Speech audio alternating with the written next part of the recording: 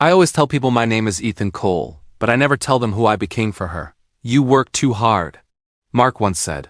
I laughed and replied, it's worth it. I believe that.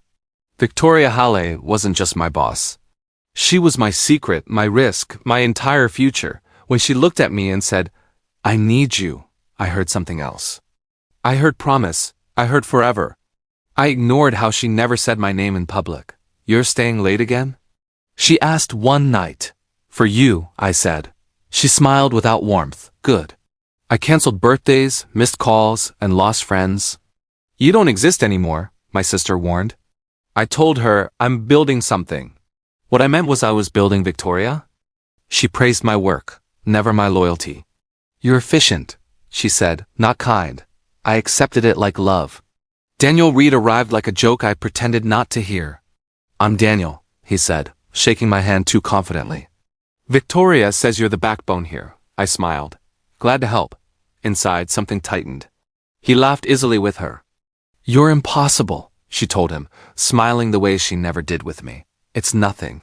I told myself, Ethan, handle the reports, Victoria ordered. Sure, I said.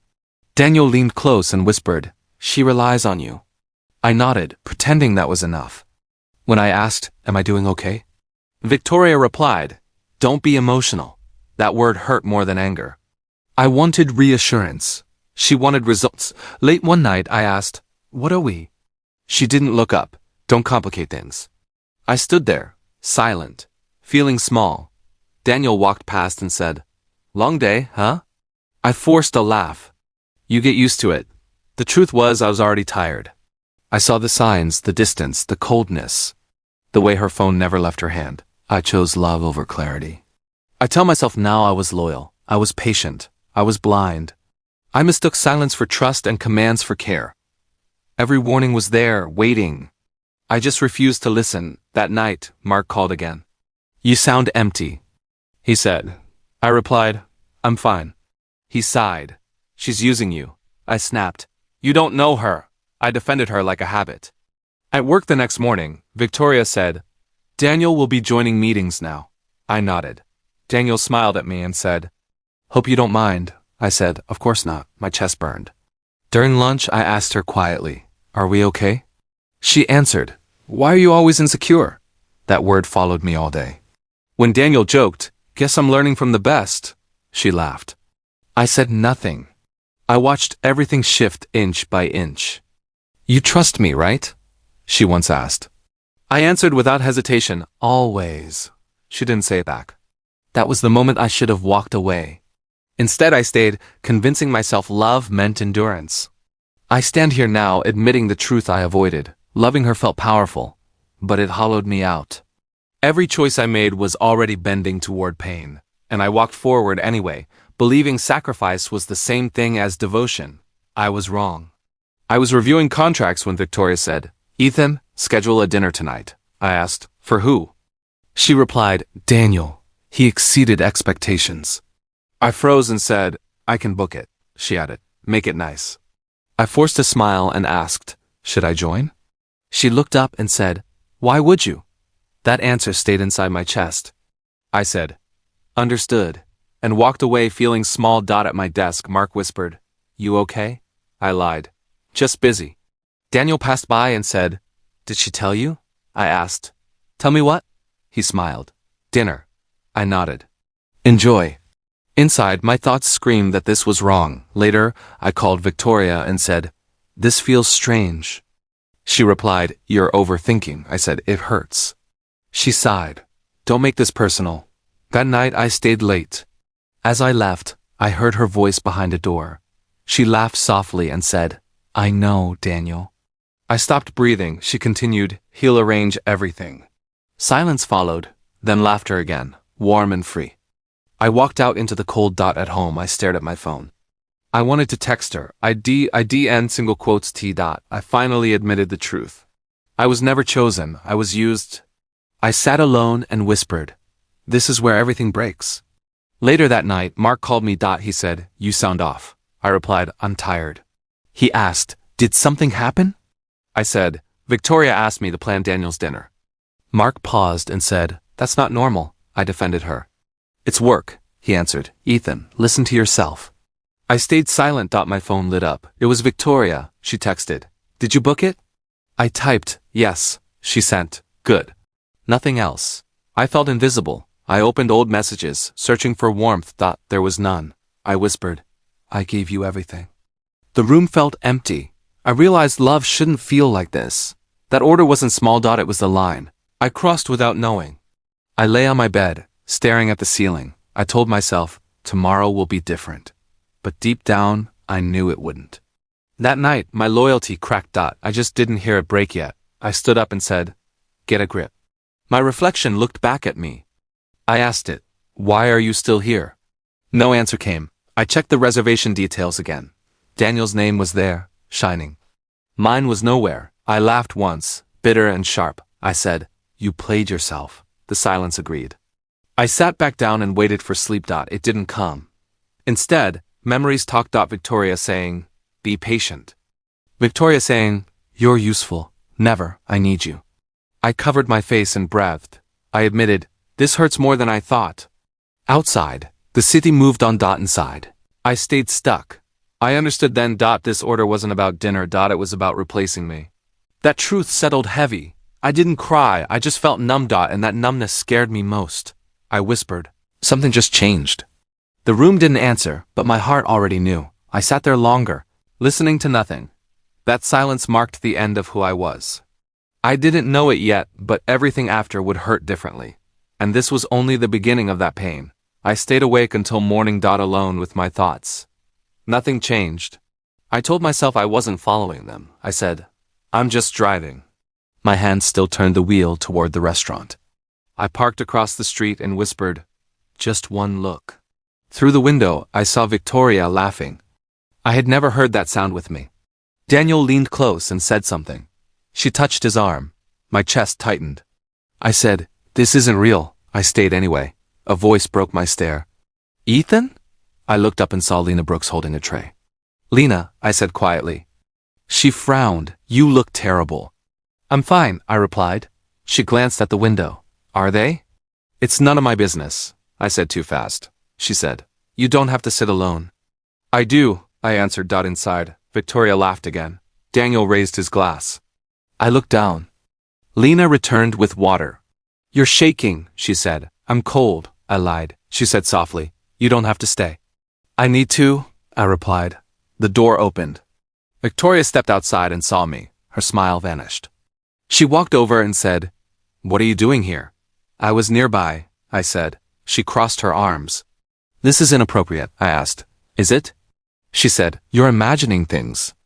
I replied, I heard you laugh. She scoffed. You're being dramatic. Daniel appeared behind her. Everything okay? Victoria said, yes. Go back inside. He nodded and smiled at me. Good to see you, man. I said nothing. Victoria leaned closer and whispered, you misunderstood everything. I asked, then what am I to you? She said, you're my employee. That word cut deeper than silence. I said, was I ever more? She replied, don't do this here. Lena watched from the door. I felt exposed. I said, I trusted you. Victoria rolled her eyes. You assumed. I nodded slowly. That's on me, she said. Exactly. I stepped back. Enjoy your dinner. She said, Ethan, stop. I asked, why, so you can explain again? She turned away. That was my answer. I walked down the street. Lena followed me. I'm sorry, she said. It's not your fault, I replied. She said, you deserve better. I laughed once. Apparently not. At my car, she asked, will you be okay? I said, I don't know. She handed me a napkin. Call me if you need someone. I nodded. Thank you. She walked back inside. I sat in the car and stared at the window one last time. Victoria never looked out. I started the engine and whispered, it's over. The words felt heavy, but true. I realized endings don't always come with shouting. Sometimes they come with dismissal. I drove away knowing I had lost her long before tonight. She just finally stopped pretending. Victoria didn't ask me to sit. She said, close the door. And I knew. I still asked, what's this about? She folded her hands and replied, professional boundaries were crossed. I laughed once and said, by who? She looked past me and said, this arrangement is no longer appropriate. I asked, arrangement? She answered, "Your position here." Daniel stood near the window, staring outside. I said, "You won't even look at me?" He stayed silent. I said, "You're firing me." Victoria nodded, effective immediately. I asked, "After everything?" She replied, "Don't make this emotional." That phrase again. I stood there while she slid papers across the desk. "Sign," she said. I asked, "Do I get a reason?" She answered, "Company policy." I signed because arguing felt useless. Daniel finally glanced at me, then looked away. Outside, co-workers pretended to type. No one spoke. I packed my desk alone. Someone whispered, "That's rough." I didn't reply. In the elevator, I stared at my reflection and said quietly, "You let this happen." The doors opened and my phone rang. It was Mark Turner. "You're not at work," he said. I answered. "I don't work there anymore." He paused. "What did she do?" I said. "She fired me." He snapped, "That's illegal." I replied, "I don't care." We met that night. Mark said, "You gave her years." I said, "I gave her everything." He said, "Then fight." I shook my head. "I'm tired." He slammed the table. "Tired isn't a reason." I looked at him and said, "It is when you're empty." He softened. "You're not weak." I replied, "I feel broken." He said, "Let me call a lawyer." I said, "No." He asked, "Why?" I answered, "Because I want peace, not war." At home, the silence was loud. I sat on the floor and said, "Who am I now?" No answer came. I punched the couch and whispered, "You trusted her." I thought about my future and felt nothing. I asked myself, was I a man or just convenient? That question hurt the most. My phone buzzed. Victoria's name lit up the screen. I stared at it. She texted, "This is for the best." I laughed and said, "For who?" Mark called again. "You okay?" I replied, "I'm breathing." He said, "That's something." I hung up and scrolled through old messages. Promises, prize, silence. I finally said, "Enough." I deleted her number slowly. My finger hovered, then pressed confirm. The screen went blank. I felt lighter and weaker at the same time. I stood up and looked around my apartment. Survive? I told myself, not revenge, not justice, survival. I whispered, "You don't get to break me twice." The pain stayed, but something shifted. I had lost my job and my pride, but I was still here. That had to be enough for now. I didn't plan to see Lena again. I just needed coffee. She looked up and said, "Ethan?" I nodded. "Hey." She poured coffee and asked, "Same cheap blend?" I said, "Yeah." She smiled. "Sit." I sat. She didn't ask questions. That mattered. After a minute, she said, "You look lighter." I replied, "I lost everything." She said, "Sometimes that helps." I laughed. "That's a strange comfort." She shrugged. "It's honest." I stared at my cup. She waited. I finally said, "I was fired." She asked, "Do you want advice?" I said, "No." She nodded. "Then talk." So I did. "I loved my boss," I said. She didn't react. "I built my life around her," I added. Lena said, "That sounds heavy." "It was," I replied. She asked, "Did she love you back?" I paused. I thought she did. She said, "Thought isn't the same as knowing." That hurt, but it felt fair. I said, "I don't know who I am now." She stirred her coffee. "Neither did I once." I looked up. "What happened?" She said, "I chased someone else's dream." I asked, "Did you fail?" She smiled sadly. "Yes," I said. "How did you survive?" She replied, "I stopped pretending I was fine." The cafe buzzed around us. She stayed focused. I said, "Everyone tells me to fight back."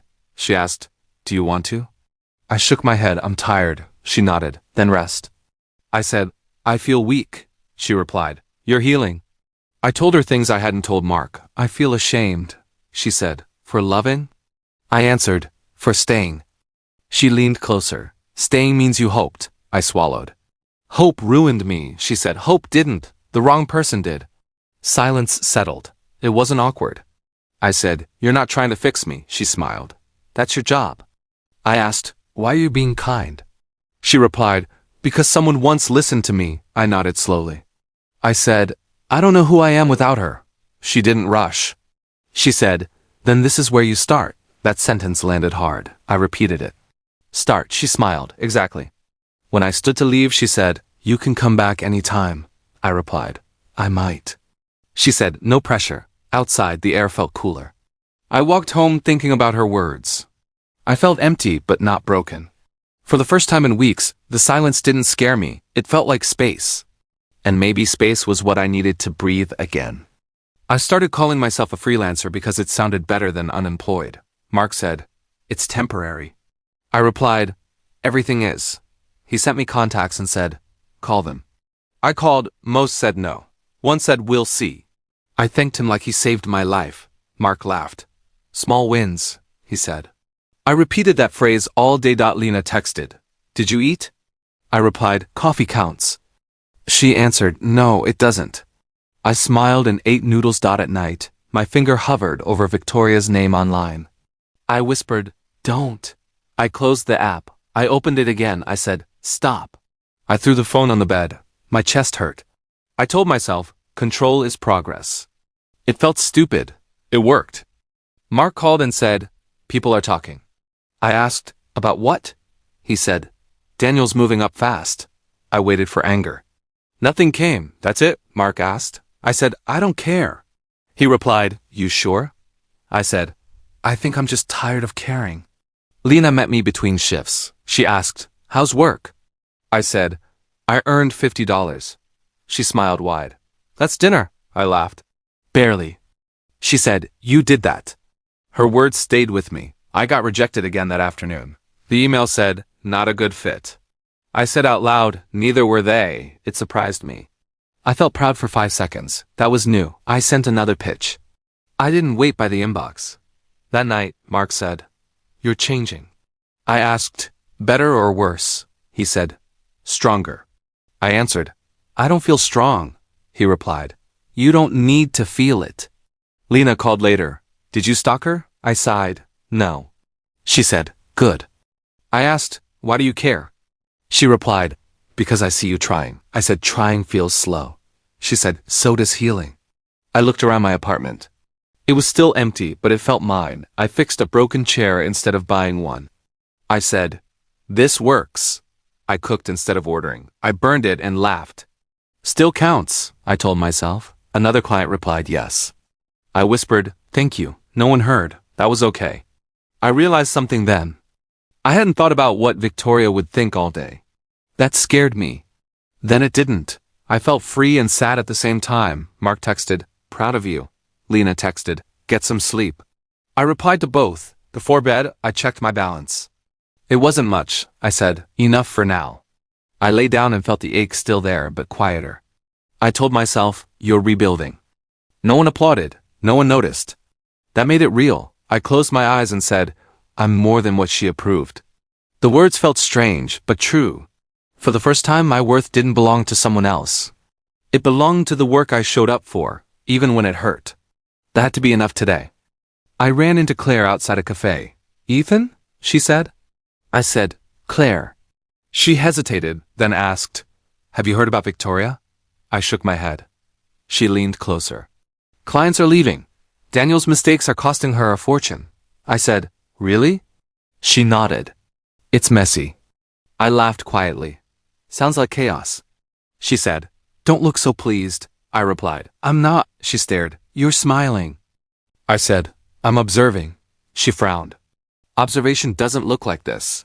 Later, Lena noticed my silence over coffee. What's going on? She asked. I said, nothing. She pressed. Are you thinking about revenge? I didn't answer. She leaned back. Or peace? I shrugged. Maybe neither. She said softly, do you know what you want? I said nothing. That night, I dreamt of myself at the office, standing by Victoria's desk, hands shaking, heart pounding. She laughed like she used to, and I gave her everything. I said, why didn't I see it? She didn't answer. Daniel walked past, smiling, and I froze. I woke up sweating, my sheets tangled around me. I whispered, I can't believe I stayed that long. Lena's words from the day echoed. Do you want revenge or peace? I turned on my side. I want neither, I muttered, but deep down, I knew I wanted control. Not over Victoria, not over Daniel, but over myself. I remembered late nights answering her calls, ignoring my own needs. I remembered canceling plans, saying yes when I wanted to say no. I asked the ceiling, why did I let this happen? No answer came. Only my own anger at myself. I got out of bed and went to the kitchen. The cold tiles bit my feet. I stared at the fridge. I survived her. I survived myself. The words tasted bitter but true. I sat at the table texting Mark. You won't believe what Claire said. He replied, good chaos or bad chaos? I answered, her chaos. He said, enjoy it? I typed, it's complicated. Lena called later. You sound different. I said, I am. Not because of her. Because of me. She asked, angry? I replied, not at her. At myself. She paused. That's progress. I didn't argue. I just listened to the quiet of my apartment. For the first time, I didn't crave her attention. I didn't want her to fail or succeed. I just wanted clarity. I whispered, I'm done being her victim. And in that moment, I knew the next version of me would rise from the wreckage I had left behind. My phone rang. Victoria's name flashed. I froze. Ethan? She said, voice tight. Victoria, I replied cautiously. Can we meet? She asked. I hesitated. Why? She swallowed audibly. It's complicated, please. I glanced at Lena. She said softly, be careful. Decide if it's worth it. I nodded. Okay, where? She gave a cafe near my apartment. I said, fine. 1 hour. When I arrived, she was already inside. She looked smaller somehow. I said, you wanted to see me? Victoria swallowed. Yes, things are falling apart. I leaned back. Oh? She bit her lip. Daniel, he made terrible mistakes. Clients are leaving. I don't know what to do. I said, I see. She looked at me, pleading. I need your help. I smiled faintly. Your help, after everything? She said, I know I hurt you. I wasn't careful. But I still value your skills. I need you. I felt the shift in power. I leaned forward. You finally see my value. Her eyes widened. Ethan, please. I shook my head slowly. Too late. She asked, what do you mean? I said calmly. I've moved on. My life doesn't revolve around you anymore. Victoria's hand trembled. You don't mean that. I looked her in the eye. I do. She whispered, I was wrong. I said, acknowledging it now doesn't undo the past. Her chest heaved. I thought you'd come back. I replied, I'm not here to come back. I'm here to leave you where you are. She leaned closer. Ethan, I can fix it. I can make it right. I shook my head. You can fix the business. You can't fix me. Her voice wavered. Please, just help me just this once. I said, helping you would mean erasing myself again. I'm not doing that. Silence fell. The cafe noise faded around us. She finally said, I thought I mattered. I replied, you mattered once, but not enough to keep me waiting in the shadows. Her eyes filled. Ethan, I stood. I wish you luck. That's all I can give you. She opened her mouth, but no words came. I walked toward the door. Her chair scraped the floor. Wait, she said, voice breaking. I paused. I'm done waiting. I'm done hoping for what never existed. Her lips quivered. She looked stunned. I turned and left calmly. Outside, the air hit my face. I breathed deep. I whispered, I'm finally free. Her silence stayed behind me. I walked away knowing she finally understood. My absence wasn't punishment. It was my choice. And for the first time in years, I didn't feel guilty. I woke up and stared at the ceiling. I whispered, I still hurt. It wasn't sharp anymore, just steady. I admitted it out loud. I miss what I thought I had. Lena called. Morning, she said softly. I replied, morning. We met for coffee. She asked, how's the pain today? I said, smaller. It's manageable. She smiled. Progress. I nodded. Yeah, progress. She asked, did you sleep? I laughed. Enough. She said, good, you need energy. I asked, for what? She shrugged, for life. I helped her organize an event for her small business. She said, I couldn't do this without you. I replied, we're a team. She laughed. Just a team? I said, for now, just a team. She nodded and handed me files. Thanks for believing in me. I said, I do. Later, she asked, and you? What are you building? I thought, I'm rebuilding me. She tilted her head. How? I smiled faintly. Step by step. Choices, not orders. No one deciding for me. She said, I like that. We sat quietly. I told her, love shouldn't feel like begging. It shouldn't hurt like waiting for someone who won't stay. She nodded. I agree. I continued, I'm learning to value myself first. She asked, does it hurt less? I said, it's still there, but it doesn't control me. Later she said, I'm proud of you. I replied, I'm proud of me too. She smiled.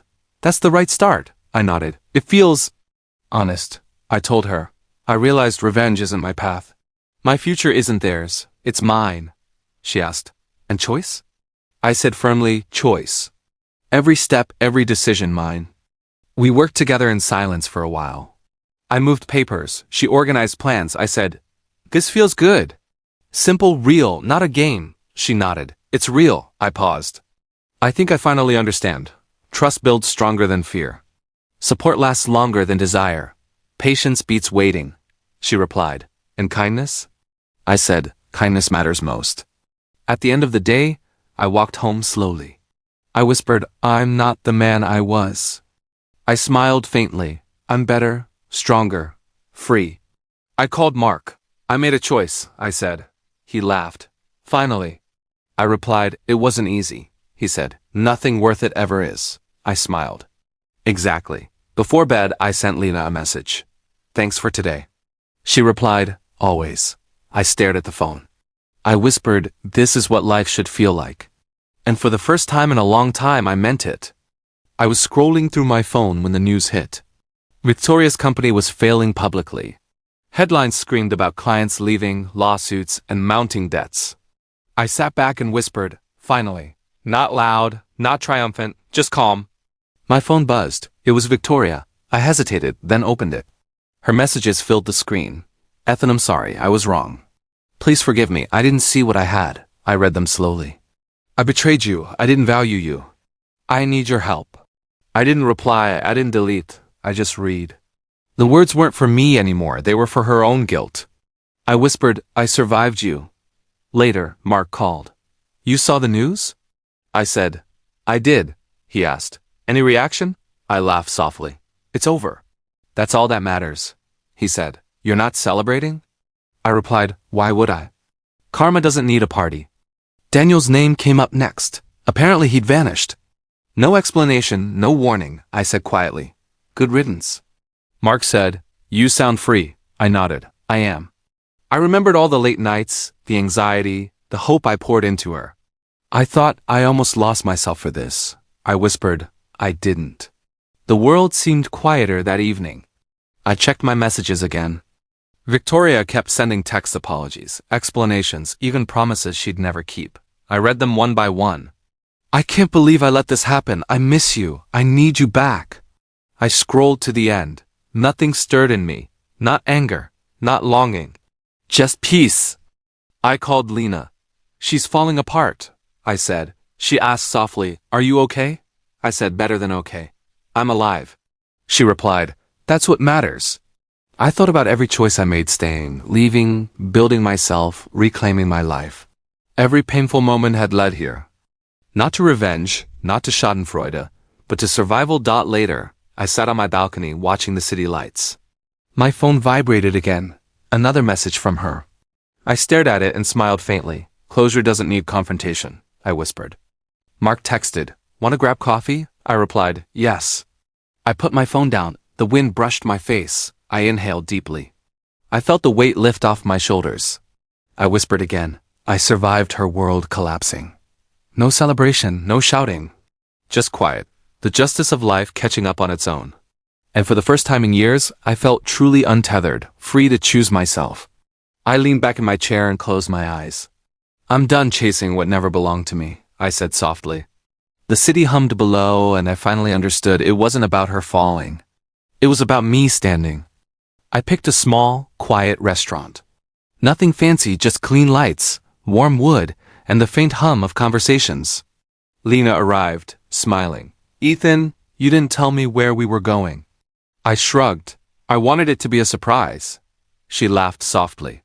You're terrible at surprises, I said. I'm trying, we ordered. I kept my hands folded, staring at the table. I'm nervous, I admitted. She raised an eyebrow. For what? I said. For this. She smiled. I like suspense. The meal passed slowly. Conversation flowed easily, small stories and quiet laughter. I kept rehearsing the words in my head. Be honest. Be simple. Don't mess this up. Finally I said, Lena, I have something to ask. She tilted her head. Something serious? I nodded. Yes. She set down her glass. Okay. I took a deep breath. I know I've been broken before.